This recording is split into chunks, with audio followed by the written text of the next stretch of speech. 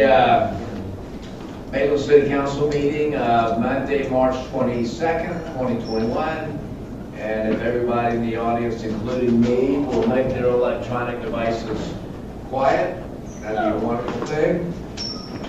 And let's take a moment, bow our heads, and take a moment of silence for those that, well, that'll be all of us that need it. Particularly, let's think of our first responders, our fire and police folks that help us sleep comfortably every night.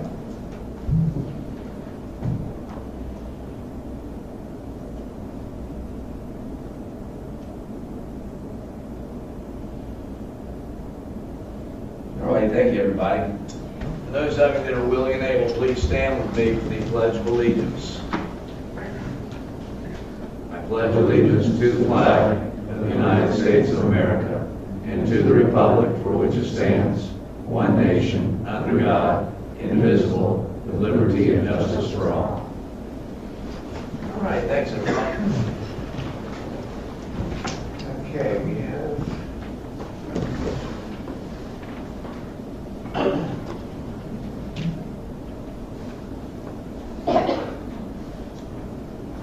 Hey, if you and your folks want to join me up here? Yeah, I'll join him after you. All right, guys. Adam.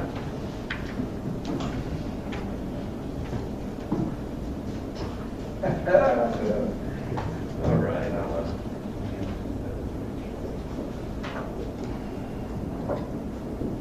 Okay, this is one of the fun things we get to do. Now, today is, let's do this, read the proclamation that we have. Now, whereas National Tartan Day is a Scottish heritage celebration held on April 6th, and whereas on April 6, 1320, the Declaration of Arbroath was signed, whereby Scotland was asserted its independence from England, and whereas many Scottish clans were among the first settlers to arrive in America, and their determination and optimism helped build our nation's character, including the McDonald's, whereas many founding fathers and our city's namesake, U.S. Army Captain William Seton Maitland, were of Scottish descent, and whereas from the sounds of the bagpipes to the sport of golf, the Scots have also left a mark on the American culture. And whereas in Scotland in April 6, 2004, Angus Council, whose area includes Arbroath, organized the first ever Tartan Day Festival. It has since joined the other regional councils in trying to promote a worldwide celebration. Now, whereas National Tartan Day is an opportunity to celebrate all Americans who claim Spanish or Scottish ancestry. It hasn't been that long a day. Now, therefore, I think A. Dale McDonald, by virtue of the authority vested in me as mayor of the city of Maitland, do hereby proclaim Tuesday, April 6, 2021 as National Tartan Day. Go to the St. Andrews Society. Here we go. Great. Say a few words if you like. Sure. My name is Scott Stewart. I'm the current president of our St. Andrews Society. We were first founded originally in Winter Park, but now we just call ourselves Central Florida back in 1981. So this is our 40th year. And we generally get together to celebrate Scottish heritage, and we have annual dues and we do fundraisers and things of that nature, and any money that we collect goes to a scholarship program where we're promoting the Scottish arts. So any of the Highland dancers, bagpipe players, athletes that are competing at the Highland Games, things of that nature, we'll support them in their education and furthering their craft in the Scottish arts. So we get together, we have social events once a month, and we're going to be hosting for the first time a Tartan Day. We're going to be doing this in Longwood at a park called Ryder Park. This will be our first attempt at this, but it's looking to be a rather well-attended event. We'll see how it goes, but it should be a fairly good time. We have bands coming in. We have the Highland dancers. We'll have bagpipers and things of that nature. So we'll be celebrating Tartan Day. Tartans, if you don't know, are the pattern that we're wearing in our kilts. And this was outlawed by the English for quite a few years. And so the getting back to the Scottish heritage and the independence included the ability for Scots to wear their kilts again and celebrate their clan. Each one of these different patterns and different colors that you see represent a different family. So Tartan Day is a celebration of that independence as well. So, thank you, Mr. Mayor. Oh, yes, sir, thank you. Can we all get a picture? Yeah. That'd be great. Does anybody have a camera? Yeah, we do. You want to get it You up? want to get up front, Robert? It doesn't matter. Yeah. I do just want to say, just so everybody knows, you heard about the County of Angus. 1100s and 1200s, all the way to 1300s, the Guthries owned that whole county. Just so y'all know. And we're responsible for all the taxes. The sheriff's Suffolk Stewart. We were either in or out.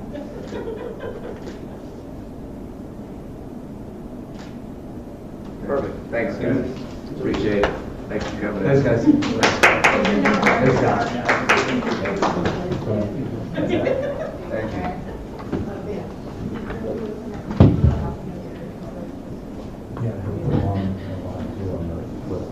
Okay, perfect, thank you. Okay.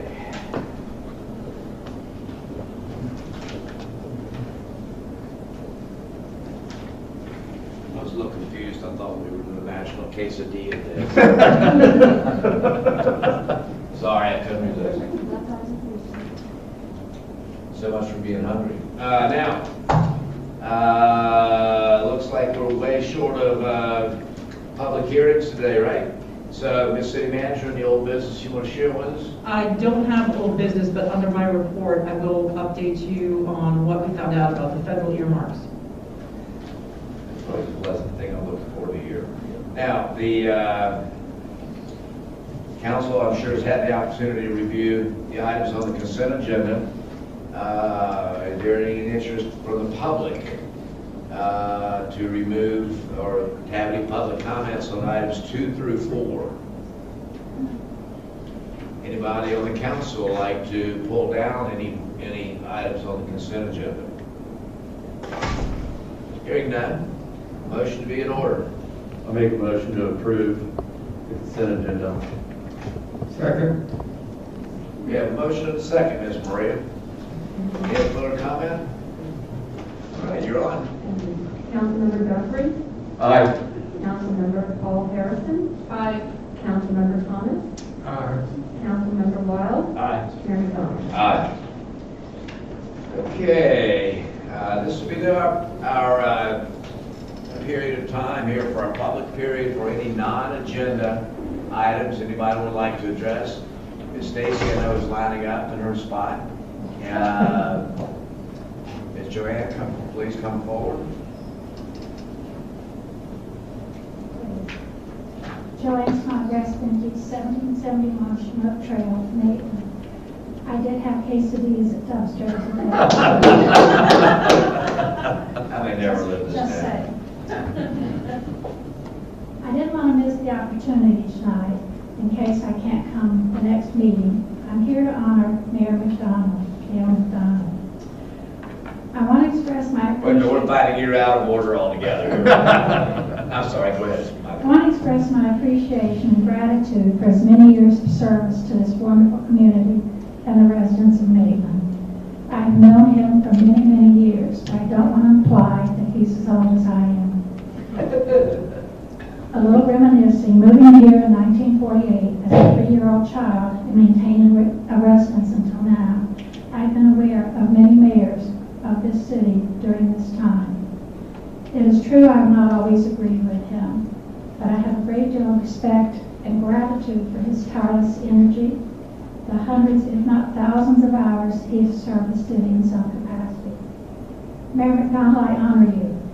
I applaud you, and I personally want to thank you for all that you have done to make this a better place to live. Yes, changes have occurred, and some of the things I have missed through the years. I miss riding my horse Mamie on the dirt road across from my house, which we call Independence Lane. I miss riding her to the library and hitching her up to the post in front of the library. And then an interesting sidelight to this, when we had to move Mamie out of the town limits, which was right over here, we moved her to the property by Forest V. Stone, which today is called Stonewood, and we rented that whole area for our one horse. A lot has changed since then. Here I go reminiscing. My sisters always said I tried to make every event about me, but it's not about me tonight. It's about the mayor, and I want to truly express my appreciation for all that you've done. And I'm sure you have dealt with many difficulties, irate residents, long emails, indignant emails, and I know it's not an easy job. But thank you, Mayor Dale McDonald. I applaud you. Thank you, ma'am. Ms. Stacy. Oh, that was all very nice, and I agree. I also will say I learned something I didn't know we had an income code for the library. So, of course, we should have it at some point. I can't picture it, but I'm sure we did. I am Stacy Larson. I am the director of the library, and I would like to invite all of you and everybody at home to participate in our annual poetry contest. National Poetry Month is in April, and every year we have a poetry contest sponsored by the Friends of the Library. There are small cash prizes. This year's theme is Float Away. I know, Councilman Thomas, you know how to put pen to paper, so if you'd like to move from journalism to poetry, we'd love to read it. There are categories for elementary, middle, and high school, as well as adult poets. So the theme is Float Away. You can do with that theme whatever you would like to do, take it any direction. And the deadline is midnight on April 1st. Winners will be announced at our Poetry Coffee House night, which will be by Zoom, so bring your own coffee this year. And we'll do that on April 30th. So if you would like to enter, you are all eligible. Everybody here is eligible. So please, we'd love reading the poems. Thanks, Stacy.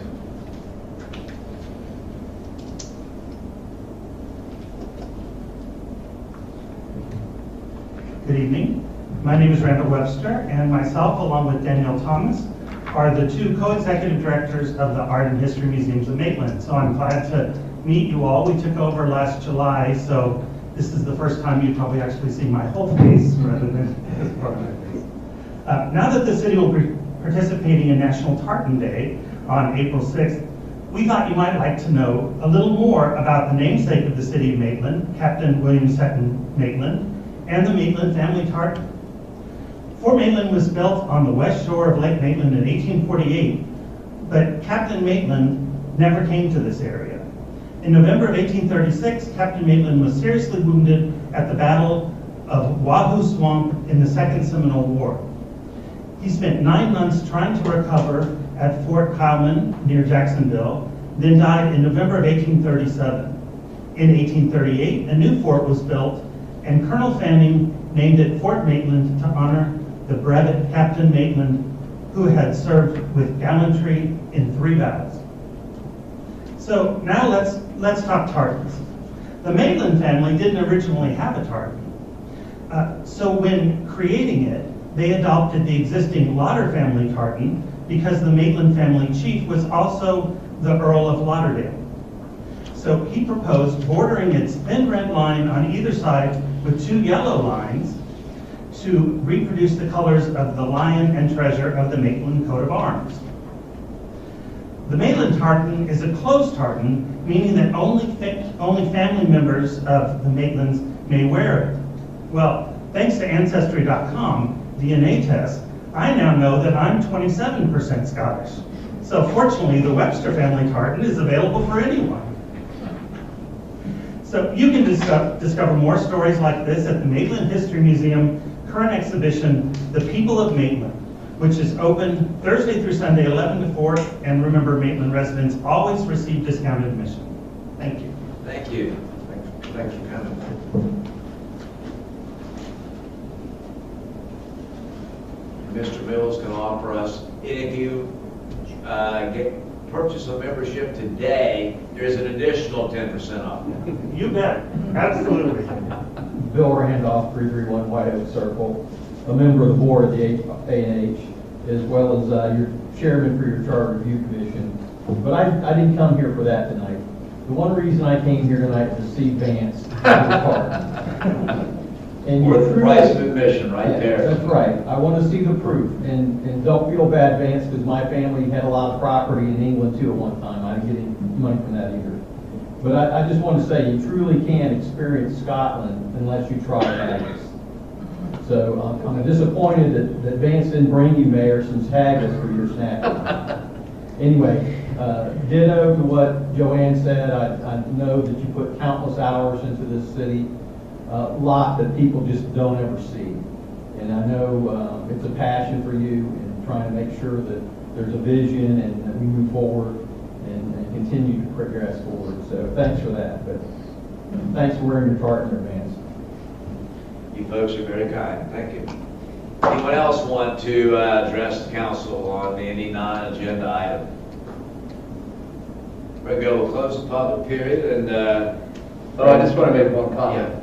Just so everybody knows, I don't know if they remember the old police cars at Maitland, but on the back of it, it used to say, wisdom and courage. Just so y'all know, that's the Clan Maitland family motto. So, am I right on that? Good.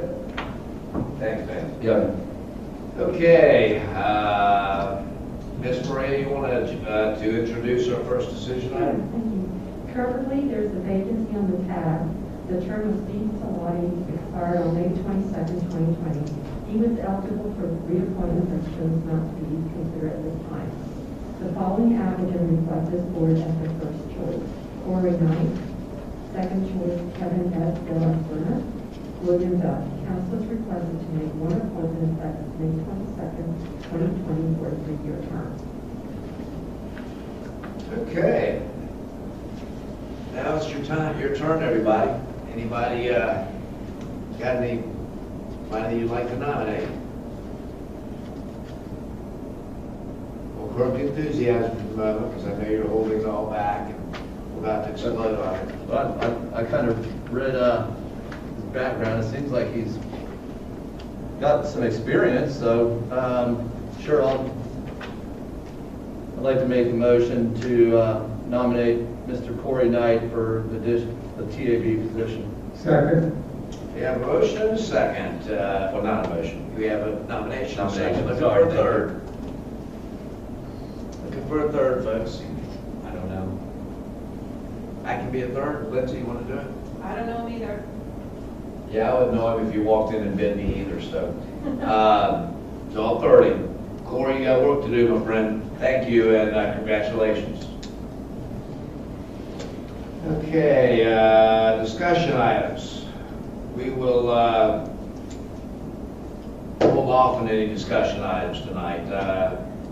There were a couple things that came to mind for me, but we may just put those off a little bit because I've got so much more time left that I can do this later, right? I do want to note before we get to the council reports at the end that we had a terrific movie in the park that was groundbreaking for the city. I mean, it was truly a reward for us investing in ourselves and having the confidence to do that. And, you know, of course, again, I'll round to the nearest 1,000, so I think there were probably 1,000 people there. I don't know. But yes, everybody had a good time. And it will be the first of, I'm sure, many events we do there. We were particularly tickled to have, have Star Wars as our first offering from a screening standpoint, and the kids all loved it. And the costumes were, you wouldn't believe it unless you saw them. And the parade of Star Troopers was truly impressive. Maybe not as impressive as the kills, but they were very impressive. If they were in kilts, then that would have been really impressive. Yeah. So it was a great event. Our ribbon cutting ceremonies for the outpost and for Fleet Feet were again terrific. We want to encourage everybody that wants to get involved in the city of Maitland to have the opportunity to succeed here This is truly emblematic of who we are and can and will be. So, is that people have confidence in us. And the more confidence we show in ourselves, the better off we're going to be. Okay, anybody else? Can I add on to that? You can add on anything you want. I was there also for probably 75% of the movie. I want to give a big kudos out to Jay Con, Mari, Oh, yeah. all the volunteers, the staff. I mean, they just did a great job, man. And I was listening. I mean, I was proud. I was so happy to see kids out there with their lightsabers, having lightsaber wars, and mom and dad. When they were young, they were watching Star Wars, so they got to watch it again with their kids, and it was really moving. It was really cool. So thank you, everybody in Parks. And I think I only ate 7 boxes of popcorn. Thank you. Thanks, Mark. Anything else you would like to report on? Ms. Sharon? Yeah, if you're all done, I'll just quickly. The next movie in the park is April 10th, and so that is a Harry Potter themed event. It starts at 8:30. The movie starts at 8:30 when it gets dark, but the event will start at 7. Have some stuff going on before the movie, so we can get that information out to you. There are 2 pots of money that I know you've probably seen the emails.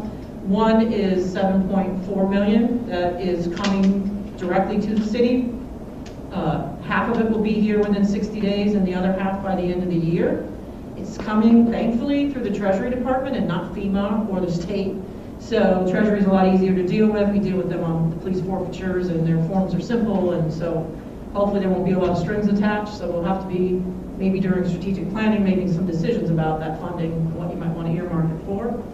The second pot of money is much less exciting. It's that earmarks are back, but in a very small way. I think it's 1% of the total budget across every single entity and territory of the United States. So Mark and I did have a call with Stephanie Murphy's office, and she pointed us in the right direction in terms of exactly the line items that we would need to apply under. They will accept 2 from us, but the dollar values are between 100,000 and then $1 million would be the top end, very unlikely to get. So try to focus somewhere in the lower quartile, but something that meets. They sent us all the requirements about what it should be addressing. They want it shovel ready. They don't want anything we're going to have to think about or plan or design. So you don't blame them. They want it spent, right away. So we have 4 projects we think are contenders, and her office has agreed to walk it around to the Ways and Means Committee and see if they can support those, and we'll put in the 2 most likely candidates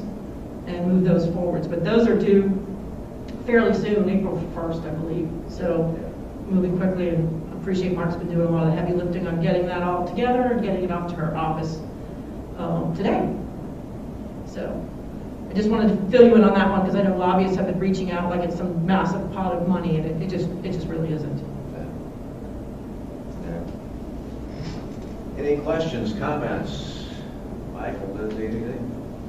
All right. You guys know all there is to know already? Okay. Well, I'm never there. Sharon, thank you. That's really a lot of discussion about prioritizing manners in which we spend both, certainly the Fed's largesse and as well as the EDS grants? So one of the line items that is available for funding is EDI, and we've got EDI, right. and we've gotten those before, and so that will be one of the line items we apply. We have to actually meet all the grant requirements. Right. It's not like you could just say, I want that. It has to fit within the actual appropriations for that type of grant. So it's a little different than what happened in the past. But in my history here, we've never been gifted $7.4 million from an agency. That's a lot. And if you've seen some of the numbers from some of the other cities, I believe Altamont's 17 million or some huge amount. Apopka with community lotto type numbers. There are. That's right. We'll thank our great grandchildren for it. Or whatever that. So it's a challenge, but it's a delightful problem to face. And if we don't take it, what happens to it, Sharon? Somebody else will spend it. There you go. It's not a matter of being honorable and saying, God, we love you guys, but we're going to send the 7.4 back. I don't expect that to happen. So, any other comments, questions? I've stretched this meeting out about as long as I can. Yes, you have. Yeah. All right, guys.